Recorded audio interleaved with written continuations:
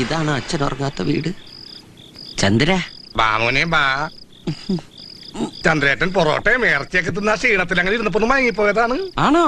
അപ്പൊ എല്ലാരും നന്നായിട്ട് ഭക്ഷണം കഴിച്ചു? കഴിച്ചതെല്ലാം കഴിപ്പിച്ചു. അതല്ലേ, ഞാനവിടെ വന്നിരുന്നു. അപ്പൊ അവര് പറഞ്ഞു നീ ബില്ലും പേ ചെയ്ത് നിങ്ങൾ എല്ലാരും കൂടി ഇപ്പൊ അങ്ങോട്ട് ഒരുമിച്ച് ഇറങ്ങിയുള്ളൂ. അവരങ്ങനെയും പറഞ്ഞു. എവിടെ നമ്മുടെ ഗസ്റ്റ്? അവന് ഫുഡൊക്കെ പിടിച്ചോ? പിടിച്ചു നന്നായിട്ട് പിടിച്ചു. സമാധാനായി. അവൻ ഉറങ്ങിണ്ടാവുമല്ലേ? എന്തായാലും അവനൊന്ന് കണ്ടിട്ട് വരാം.